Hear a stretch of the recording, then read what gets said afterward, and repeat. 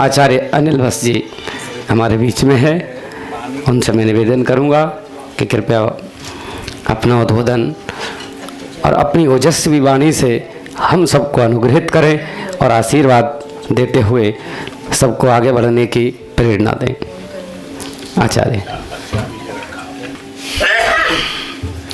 ओम गणेभ्यो गणपतिवशवो नमो नमो, व्रातेभ्यो व्रातपतिवशवो नमो नमो, ग्रीसेभ्यो ग्रीसपतिवशवो नमो नमो, विरूपेभ्यो विश्वरूपे वशवो नमो नमो।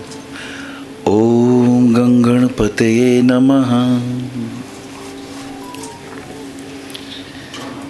कर्पूरी गौरम करुणावतारम संसार सारम भुजगेंद्रहारम सदा वसंतम हृदयारविंदे भवम भवानी सहितम नमामि। और ये प्रोग्राम की संचालिका आयोजिका मीना जी, जिन्होंने ये 33 ग्लोबल अकल्ट साइंस समिट ज्योतिष महाकुंभ का आयोजन किया अहमदाबाद में। मीता जानी जी को, उनकी पूरी टीम को, ये कोई आसान नहीं है ऐसे प्रोग्राम करना। उनके इस तप को मैं नमन करता हूं और आप जितने मेरे सामने बैठे हैं वो आपका अभिनंदन करता हूं, स्वागत करता हूं, हार्दिक स्वागत करता हूं। और हम जो कुछ सीखा, जो कुछ जाना, उस प्रवाह को आगे बढ़ाते हैं। मूल विषय पे आता हूं। अक्षय जी ने बहुत सुंदर बातें करी, ज्योतिष भी आ गया उसमें, वास्तु भी आ गया और दशाओं की भी बातें करी आपने। कल सनातन के ऊपर बातचीत हुई थी और सनातन के ऊपर कुछ खास बातें, मंदिर क्यों जाएं, घंटा क्यों बजाएं, चरणामृत लेने के क्या लाभ हैं, परिक्रमा करने के क्या फायदे हैं, मस्तक पर तिलक लगाने की क्या क्या विशेषताएं हैं, मंत्र जाप कैसे कार्य करता है, पंच तत्व क्या होते हैं, उनके देवता क्या होते हैं। इस विषय के ऊपर हमने संक्षिप्त में कुछ व्याख्या बातचीत करी थी। आज मैं सोचता हूं ज्योतिष के ऊपर कुछ बातें करूं। अगर आपकी आज्ञा हो तो ज्योतिष के कुछ सूत्रों की चर्चा करता हूं। सबसे पहले, जब भी आपके सामने कोई जन्मपत्री आए तो उसे देखते कैसे? कितना ही पढ़ लिख लिए हो, हमेशा ही ये एक स्थिति बड़ी महत्वपूर्ण है कि कुंडली सामने आए तो सबसे पहले क्या देखें। स्वभावतः जो व्यक्ति आया है, पहले आप ये देखें इस व्यक्ति का स्वास्थ्य, इस व्यक्ति का शरीर, ये जो देह इसको मिली है, ये क्या स्वस्थ देह वाला व्यक्ति है या बीमार देह वाला व्यक्ति है? क्योंकि अगर देह ठीक होगी तो इसकी लंबी आयु होगी, लंबी आयु होगी तो संबंध अच्छे विकसित होंगे, संबंध अच्छे विकसित होंगे तो फिर पूरी यात्राएं ये कर सकेगा। अब इसको देखें किस प्रकार से, ये बड़ी महत्वपूर्ण बात है। पराशर ऋषि ने इस विषय में बड़ा आसान से सूत्र दिए हैं, बहुत आसान से सूत्र हैं। पराशर ऋषि कहते हैं कि जब भी जन्मपत्री सामने आए तो किस प्रकार से देखना चाहिए। 12 भावों के अंदर आपके अनंत जन्मों के कर्म, अनंत जन्मों की आपकी साधनाएं, अनंत जन्मों के आपके रिलेशन और पता नहीं कितनी विद्याएं इन 12 भावों के अंदर रखी हुई हैं। लेकिन इसको हम कैसे देखें? कौन से भाव के स्वामी कैसा रोल अदा करते हैं? ये 12 के 12 मंत्री पद हैं। ध्यान रखें, ये जो भाव हैं यही है महत्वपूर्ण। उस भाव के जो भावपति हैं वो और भी महत्वपूर्ण है, क्योंकि उनके हाथ में उस भाव को संचालित करने की पात्रता, उस भाव को संचालित करने की एक विशेष आज्ञा प्रभु से उन्हें मिली हुई है। तो हम कैसे देखें? कुछ लोग ऐसे होते हैं जो जीवन में हमेशा दुख ही देते हैं। जैसे नागों को कितना ही दूध पिलाओ वो जहर ही उगलते हैं, कितना ही कुछ करो ये कौन से भाव हैं जन्म पत्री के? पहले ये देखो कि जो व्यक्ति आया है कुटिल है, धूर्त है, अहित करने आया है, इसे कितना ही दूध पिलाओ ये तो हमें कष्ट ही देगा। तो अपनी दृष्टि को एकाग्र करो और जन्म पत्री का 6ठा, 8वां, 12वां भाव देख लो। पहला सूत्र, 6ठा, 8वां, 12वां भाव। 6ठा भाव रोग, 6ठा भाव शत्रु, 6ठा भाव ऋण और बहुत सी चीजें, पर ये 3 चीजें तो पहले देख ही लो। रोग, रिपु, शत्रु, ऋण, कर्जा, अरिष्ट, अनिष्ट, उसमें सब आ गया। अष्टम भाव अकस्मात पैदा हुई विपत्ति, 6ठे भाव का बाहुबल है अष्टम भाव। वो जो 6ठे भाव के रोग थे, रिपु थे, वो जो 6ठे भाव के कर्जे थे, वो जो 6ठे भाव के कष्टदायी सोए हुए ऐसे खतरनाक, उनका बाहुबल है अष्टम भाव। अष्टम भाव 6ठे का बाहुबल, बड़ी महत्वपूर्ण बात हो गई ये तो। और घोर दारिद्र,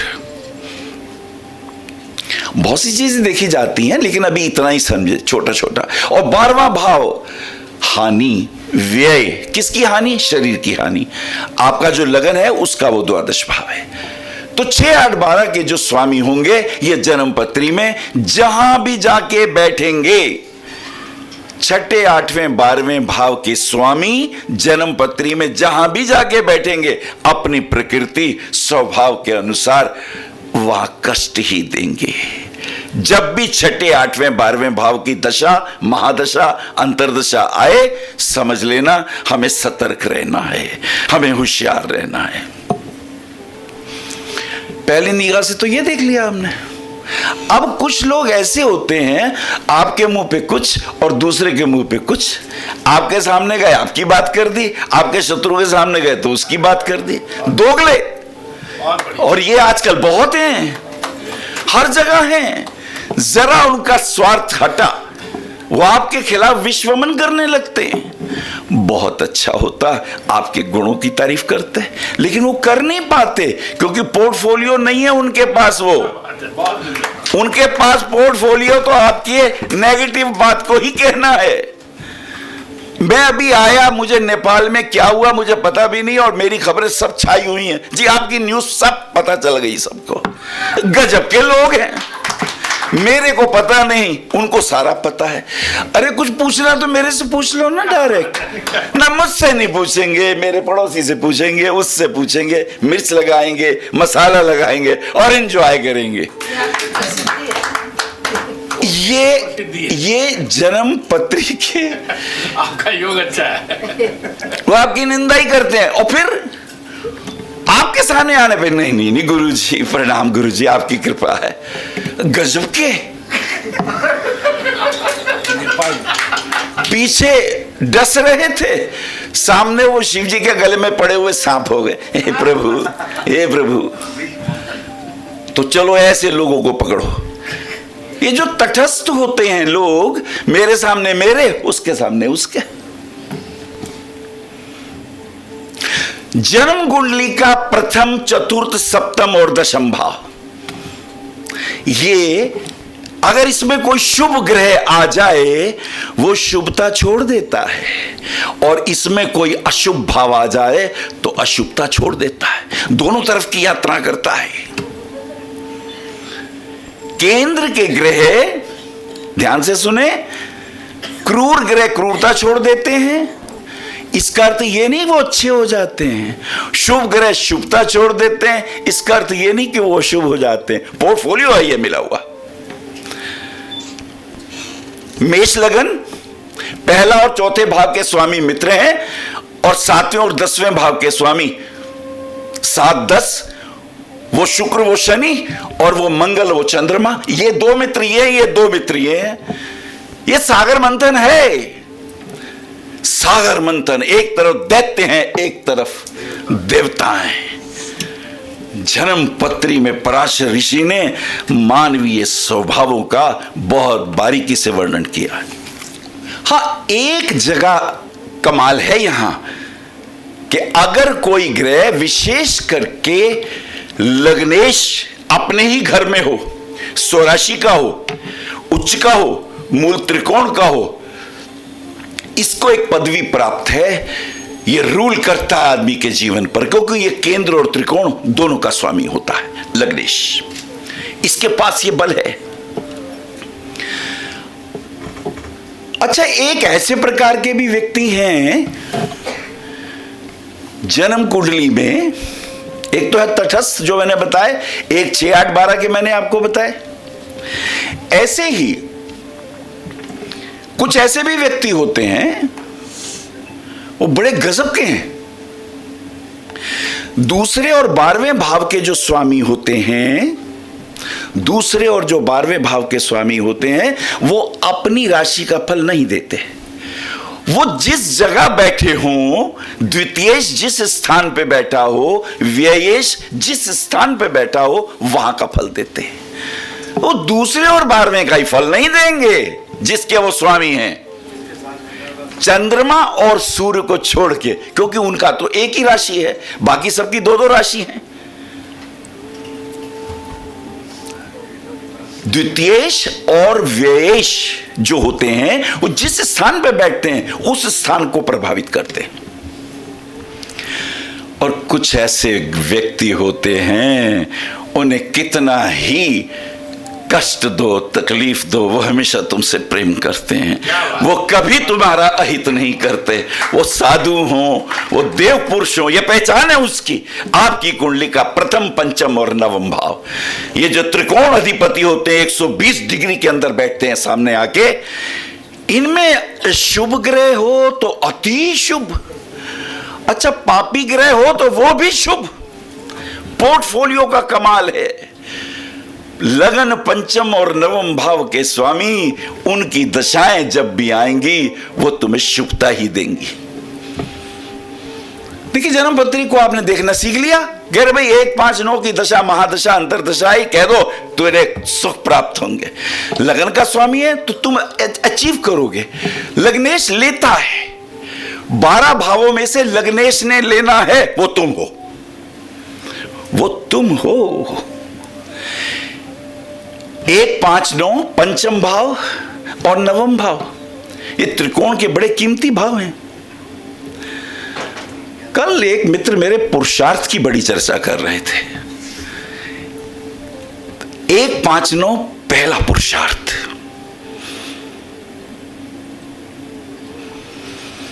इसको धर्म त्रिकोण कहते हैं।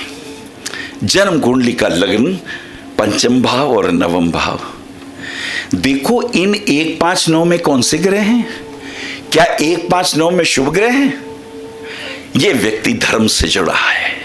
यह इस जीवन धर्म की यात्रा करेगा, यह इस जीवन में धर्म पूर्वक आचरण करेगा ही। 1, 5, 9 में देखो, क्या कोई गुरु है, क्या कोई चंद्रमा है, क्या कोई बुध है, क्या कोई शुक्र है? ये शुभ ग्रह हैं। लेकिन इसका अर्थ ये नहीं कि अगर वहां शनि, मंगल, राहु आ जाएं तो ये अशुभ हो जाएंगे। ये पोर्टफोलियो ऐसा है धर्म का, उन्हें भी तुम्हें थोड़ा परिश्रम करना पड़ेगा, थोड़ा श्रम करना पड़ेगा, थोड़ी मेहनत करनी पड़ेगी, लेके तुम्हें वो भी टॉप पे ही आएंगे। ये 1, 5, 9 का धर्म त्रिकोण की खूबी है। अब धर्म का रिश्ता जो होता है वो मोक्ष से होता है, याद रखना। जीवन में 4 पुरुषार्थ हैं, पर मेरे देखे 2 ही हैं, धर्म, मोक्ष और अर्थ और काम। धर्म और मोक्ष अंतर यात्रा है, भीतर की बात है, ध्यान की बात है, स्वयं को जानने की बात है। मैं कौन हूं, मेरी यात्रा क्या है, मेरा उद्देश्य क्या है। पुनरपि मरणम पुनरपि जन्मम पुनरपि जठरे शयनम, भज गोविंदम भज गोविंदम। धर्म का रिश्ता, धर्म का अर्थ होता है जिसके बिना तुम रह ना सको। अगर अग्नि से तेज निकाल दूं तो अग्नि धर्म विमुख हो गई। अग्नि का धर्म तेज है। वायु ये तुम्हें प्राण देती है। अगर वायु सांस लेने से तुम मर रहे हो तो वायु अपने धर्म से च्युत हो गई। पृथ्वी का धर्म सुगंध है, पृथ्वी पर जल छिड़को, सुगंध आनी शुरू हो जाएगी। पृथ्वी का धर्म सुगंध है, अग्नि का धर्म तेज है, जल का धर्म तृप्ति है, तुम्हारी प्यास बुझाएगी। पानी पियो प्यास न बुझे तो जल अपने धर्म से हटा। धर्म का अर्थ होता है धारण करना। धारण करने से ही ये धरती है, धरती जो धारण करती है। तो 1 5 9 कुंडली का धर्म त्रिकोण है, लेकिन नवा सबसे श्रेष्ठ है। क्यों? क्योंकि वो धर्म का शिखर है, धर्म का हिमालय है। प्रथम पंचम मध्यावस्था है और नवम उसका शीर्ष है। अक्सर कुछ लोग सन्यासी हो जाते हैं, कुछ लोग वैरागी हो जाते हैं, सचमुच के हो जाते हैं, कुछ तो झूठ मूठ के होते हैं, दाढ़ी मूछ बढ़ा लेते हैं, गुलाबी पीले रंग पहन लेते हैं और गजब क्या क्या स्वरूप बनाते हैं। मैं वो भी बोलूंगा आज। लेकिन वास्तव में ही क्या सन्यास उनके जीवन में? सन्यास का अर्थ होता है इंद्रियों का न्यास। इंद्रियों के विषयों से तुम प्रभावित होते हो, संसारी हो। इंद्रियों के विषयों को तुम कंट्रोल करते हो। तुम बाहर के इंद्रियों के विषयों से प्रभावित हो, संसारी हो। तुम बाहर के इंद्रियों के विषयों से अप्रभावित हो, तुम गृहस्थ हो। और क्या तुम्हारी चेतना भीतर की ओर भी मुड़ती है, अपने को जानने की प्रक्रिया में भी मुड़ती है। तो ये मार्ग मोक्ष का हो जाता है। मेरे पास बहुत से लोग आते हैं, कहते हैं गुरुजी देखना हमारी मुक्ति होगी कि नहीं होगी। अक्षय जी ने कहा अभी गुरु 12वें हो, केतु 12वें में हो तो भैया मुक्त हो जाते हैं। अच्छी बात कही, पर कैसे होगी मुक्ति? मुक्ति चाहिए, हाथ उठा के जरा हाथ उठाओ, किसको मुक्ति चाहिए? देखो घबरा गए सब।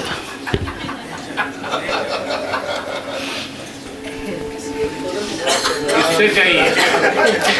और मुक्ति किससे चाहिए? खतरनाक व्यक्ति पर कीमती बात कहती है। किससे चाहिए मुक्ति? मुझे मुक्ति चाहिए, इससे कभी मुक्ति नहीं मिलेगी, ये भटकता ही रहेगा। मुझे चाहिए, मैं है तेरे भीतर। जब तक चाहने वाला भीतर है मुक्ति नहीं होती।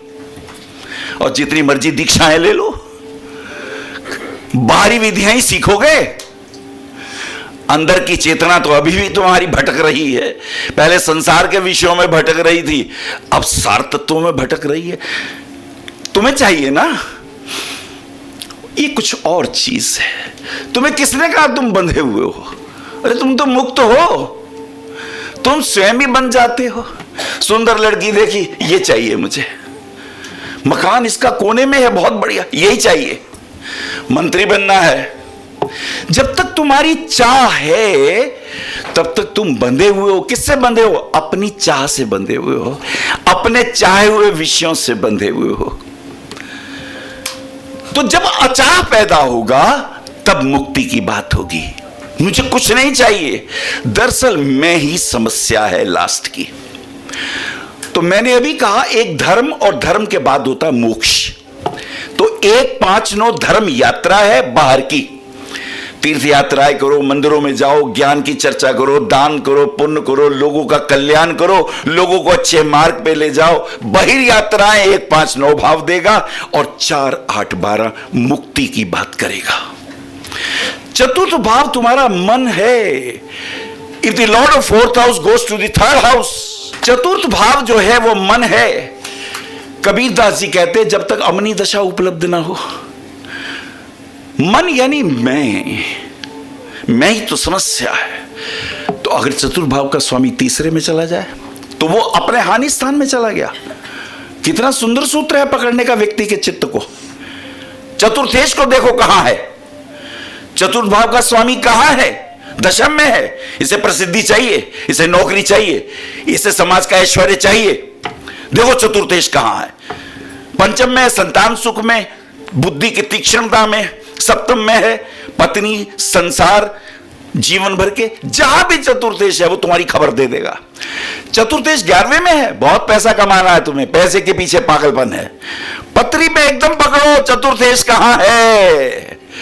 ये रही मास्टर की, मैं हमेशा मास्टर की दिया करता हूं। देखो चतुर्थ भाव का स्वामी कहां है।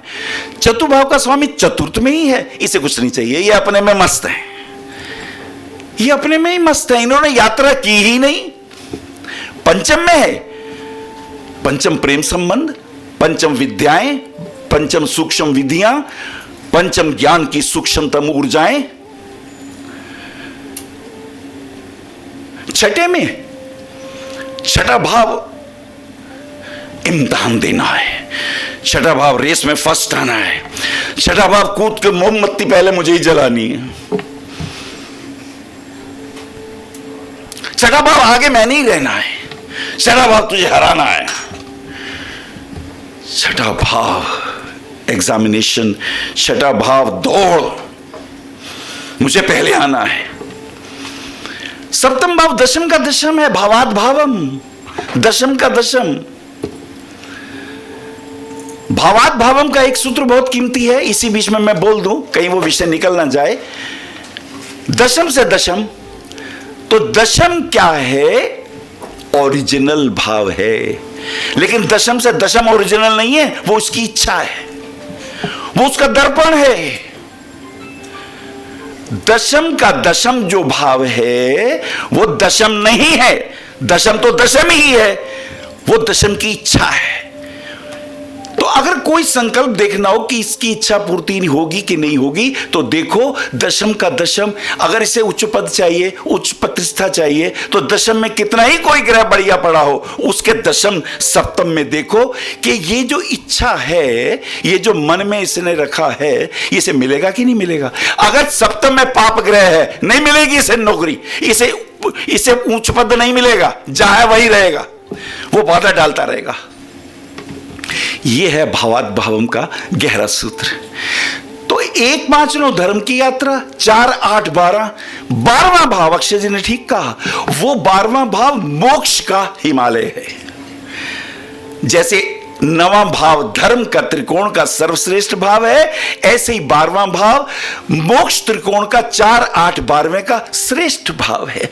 इसलिए 12वें भाव के अंदर शुभ ग्रह हो तो तुम्हें शुभता, तुम्हें देवलोक, फिर बहुत सारे लोग हैं, लेकिन वो तभी मिलेगा अगर चतुर्थेश,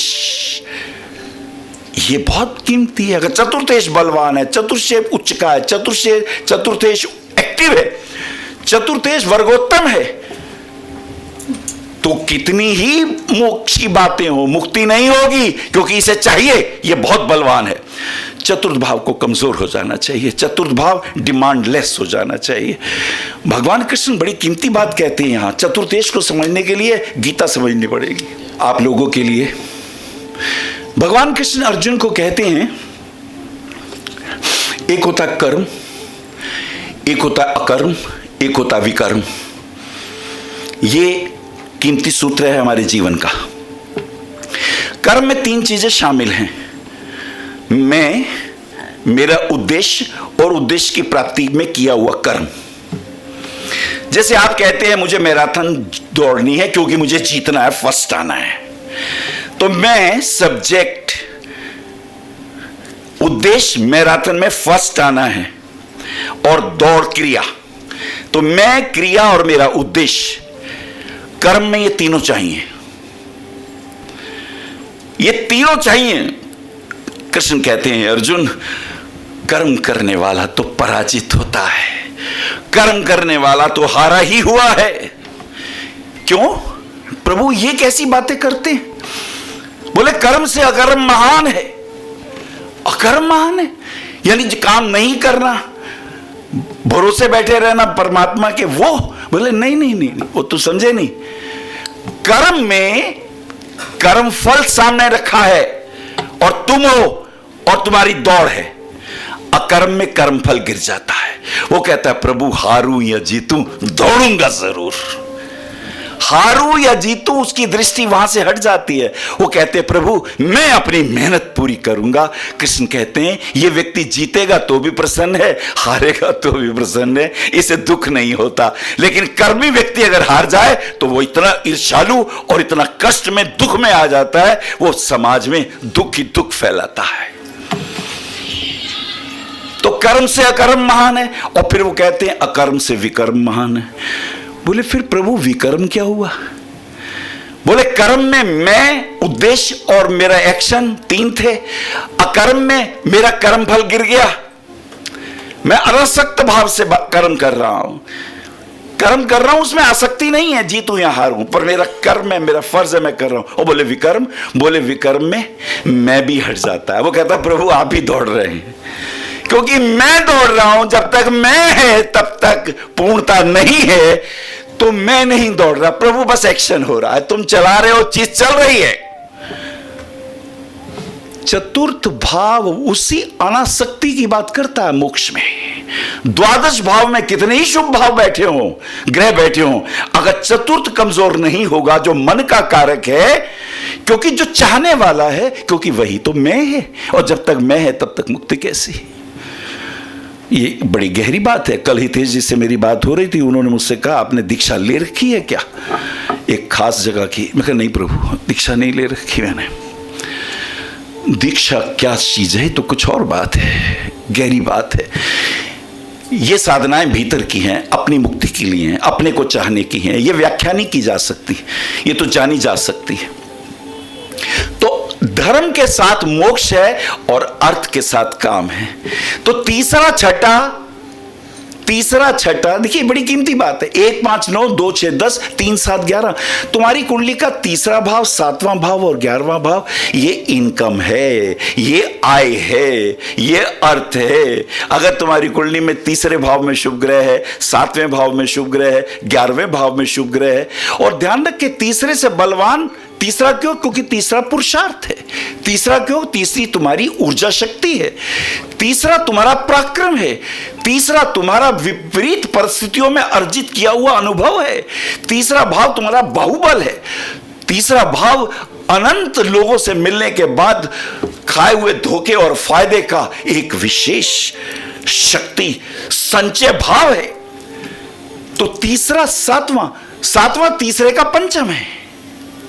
जैसे लगन का पंचम भाव, ऐसे तीसरे का पंचम क्या है? सप्तम भाव। उसको पावर, उसको बुद्धि बल, उसको पूर्णता, उसको अपने उद्देश्य की प्राप्ति के लिए 7वां भाव एक्टिव होगा। 3 7 और इन दोनों का जो पुरुषार्थ है वो 11वें में प्रकट हो जाएगा। कुंडली का 11वां भाव लेना ही लेना। 11वां भाव तुम्हारी कामनाओं का हिमालय है, तुम्हारी कामनाओं की पूर्णता है। तो जन्म कुंडली में जब 11वां भाव देखो, वहां उसने लेना ही लेना है। लेकिन लेना किसको है? लेना तो लगन को है, लग्नेश को है। अगर लग्नेश बलवान है, अगर लग्नेश त्रिकोण में है, अगर लग्नेश वर्गोत्तम है,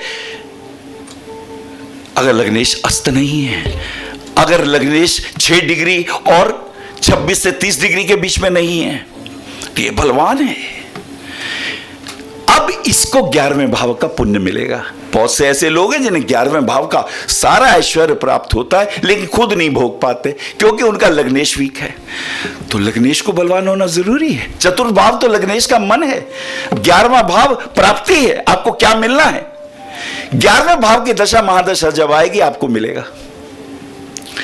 लीजिए 11वें भाव में छल योग एक बता देता हूं आपको, इसे आज की मास्टर की समझ लीजिए, बहुत कीमती चीज बोलने जा रहा हूं। ये जो प्राप्ति का भाव है ये हमसे छल कर देता है एक बार। कब? अगर 11वें भाव का स्वामी तीसरे भाव में चला जाए, उस व्यक्ति को संपत्ति के क्षेत्र में हानि होती है, छल होता है। उसने कोई प्लॉट या मकान कहीं भरा हुआ हो, वो उसे नहीं मिलता, मुकदमे चल जाते हैं, उसके लिए उसे जीवन भर परेशानियां उठानी पड़ती हैं। ये तो कमाल की बात हो गई भाई। वो कैसे? कोई लॉजिक तो होना चाहिए ना इसका। तो कुछ चतुर्थ भाव भूमि है, चतुर्थ भाव भूमि है, संपत्ति है, और 11वां भाव उसका अष्टम भाव है, भूमि की हानि का भाव है। The 11th house is the 8th from the 4th। चौथा भाव तुम्हारा मन, तुम्हारी भावनाएं, तुम्हारी इच्छाएं, तुम्हारी भूमि, तुम्हारी संपदा, and the 11th house is the 8th from the 4th। अब अगर ये 8वें भाव का स्वामी, 11वें भाव का स्वामी तुम्हारे तीसरे भाव में चला जाए तो चतुर्थ के 12वें चला गया। चतुर्थ जो कि प्रॉपर्टी का भाव है उसके हानि स्थान में चला गया। और ऐसी स्थिति में यदि मिथुन लगन हो तो छठे भाव का स्वामी मंगल होता है और 11वें भाव का भी स्वामी मंगल होता है। 11वें भाव में मेष राशि आती है, छठे भाव में स्वभावतः कन्या राशि, मंगल की वृश्चिक राशि, छठे भाव में वृश्चिक राशि और 11वें भाव में मेष राशि। ये 11वें भाव का मंगल अगर तीसरे में चला जाएगा, अगर आपने प्रॉपर्टी में कहीं रुपया लगाया है वो भाग जाएगा, या आप पे मुकदमा हो जाएगा, या आप मुकदमा करोगे अपनी प्रॉपर्टी को लेने के लिए। जिन लोगों का मिथुन लगन है और अगर एकाद शेष तीसरे में चला गया है तो कोर्ट कचहरियां होंगी, निश्चित होंगी। ये मास्टर की मैं आपको दे रहा हूं, आप अलर्ट रहिएगा, होशियार रहिएगा। ये बड़ी महत्वपूर्ण बात है। तो भी धर्म की बात हो गई, मोक्ष की बात हो गई, फिर अब हुआ अर्थ। धर्म, अर्थ, काम, मोक्ष। तो पहला धर्म 1 5 9 2 6 10 अर्थ। अर्थ का अर्थ होता है कमाना। दूसरा भाव, छठा भाव और 10वां भाव, दूसरा, छठा और 10वां। 1 5 9 2 6 10 3 7 11 कामना, 2 6 10 फाइनेंशियल स्टेटस। क्या क्या कमाना, चाहे धन हो, चाहे ऐश्वर्य हो, चाहे मंत्री पद हो, चाहे संपदा हो। और 3 7 11 कामनाएं, उस अर्थ से मेरी कामनाओं की पूर्ति हो। याद रखें, धर्म से अर्थ उपार्जित होना चाहिए और अर्थ से कामनाओं की पूर्ति करो, और कामनाओं के भोग करने के बाद ये सब निष्फल हैं। फिर मोक्ष की ओर चलो, आत्म कल्याण के मार्ग की ओर चलो, ये मोक्ष का मार्ग है। तो ये 4 पुरुषार्थ आपकी जन्म पत्री में होते हैं। आपको इनके बारे में मैंने कोशिश करी बताने की कि आप इसको समझें और इस रहस्य को जानें कि ये कितना कीमती है और कितना बहुमूल्य है। मैं इससे पहले अपनी वाणी को विराम दूं जी, ये बहुत महत्वपूर्ण ज्योतिष की बातें। अब यदि नवम और दशम के स्वामी, देखो, नवम धर्म का शीर्ष और दशम अर्थ का शीर्ष, फाइनेंशियल स्टेटस का सबसे टॉप का भाव 10वां और धर्म का सबसे टॉप का भाव 9वां। यदि 9वां और 10वां केंद्र और त्रिकोण के स्वामी केंद्र में आ जाएं या त्रिकोण में आ जाएं तो राजयोग होता है। उस व्यक्ति को जीवन में संपन्नता, उच्चता, सफलता की प्राप्ति होती है। चतुर्थ और पंचम के स्वामी भी यदि केंद्र या त्रिकोण में हो तो ध्यान रखिएगा, इन्हें भी श्रेष्ठता प्राप्त होती है। लेकिन अंतर है, जब चतुर्थ पंचम भाव के योग बनेंगे तो रात्रि में किए हुए कार्यों में सफलता प्राप्त होगी। जब नवम और दशम में किए हुए कार्य इनके योग बनेंगे तो दिन में किए हुए कार्यों में आपको श्रेष्ठता प्राप्त होगी, क्योंकि दशम भाव दोपहरी है और चतुर्थ भाव रात्रि का मध्य 12 बजे का भाव है। तो चतुर्थ पंचम रात्रि, विदेश यात्राएं, विदेश में होने वाले एक्सपोर्ट इंपोर्ट के कार्य, और नवम दशम स्वदेश में रह के जहां सूर्य प्रखरता में है उससे संबंधित कार्य। तो चतुर्थ पंचम नवम और दशम के राजयोग बड़े अद्भुत हैं। एक राजयोग की ओर इशारा करता हूं, मैं 2-3 मिनट और बोलता हूं क्योंकि ये बड़ा महत्वपूर्ण रहेगा। अगर हम ये ना समझें, असाधारण योग 6 8 12 विपरीत राजयोग भी बनाते हैं। यदि छठे भाव का स्वामी 8वें में हो, छठे भाव का स्वामी 8वें में हो या 12वें में हो, हर्ष योग होता है।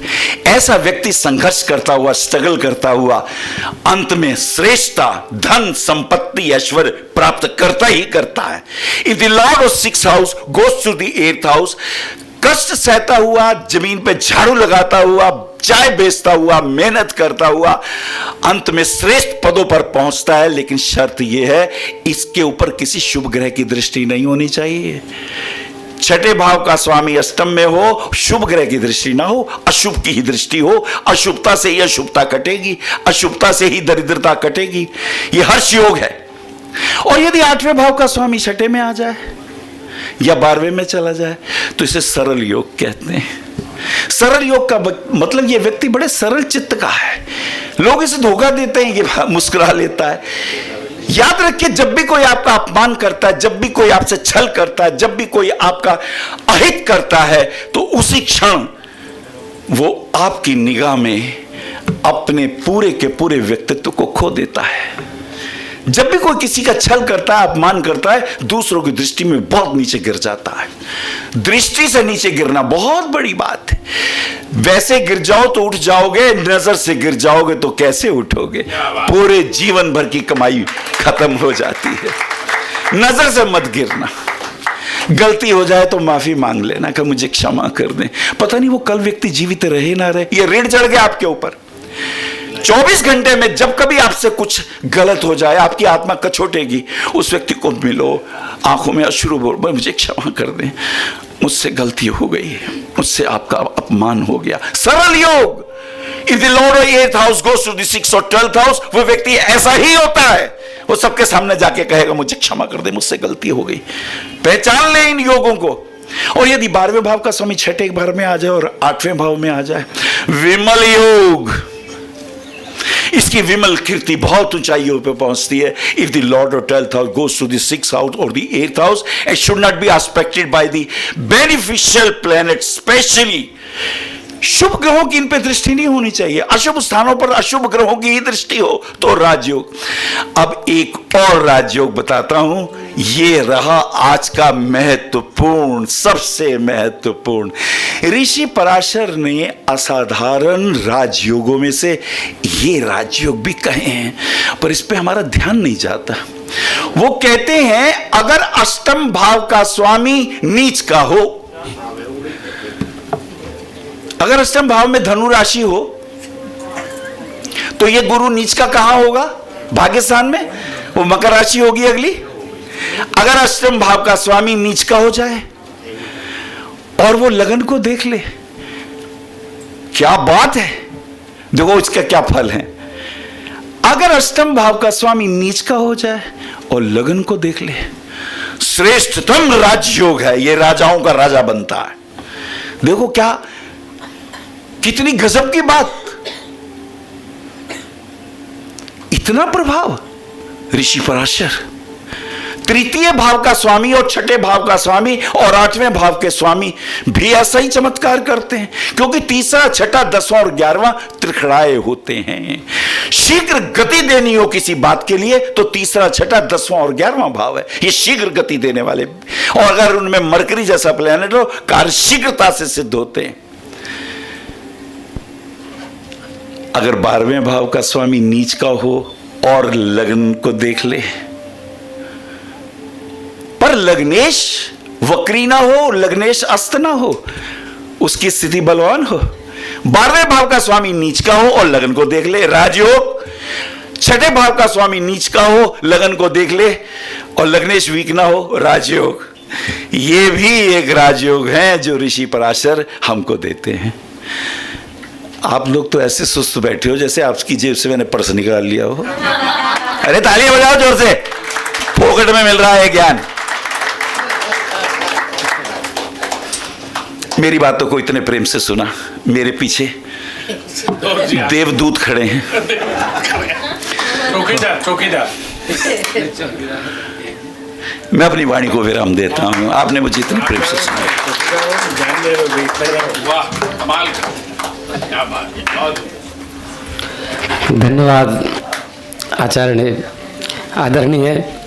बहुत सुंदर और ज्योतिष के कुछ विशेष सूत्र आपको जो दिए हैं, ये आपको एक सफल ज्योतिष बनने के लिए बहुत ही काम आने वाले हैं। आप आचार्य श्री अनिल वत्स जी के आध्यात्मिक प्रवचन, ध्यान व ज्योतिष संबंधी मासिक राशिफल फेसबुक, यूट्यूब, www.astroanilvats.com पर भी देख सकते हैं। For appointment, भविष्य कथन, Monday to Saturday, 11 AM to 6 PM, BE 279, Street number 6, Harinagar, New Delhi 110064. Phone number 98917 39999, 98181 89993, 9810887002, 886-000-6030. Website www.bhavishyakathan.com, Acharya Anil Vats @gmail.com।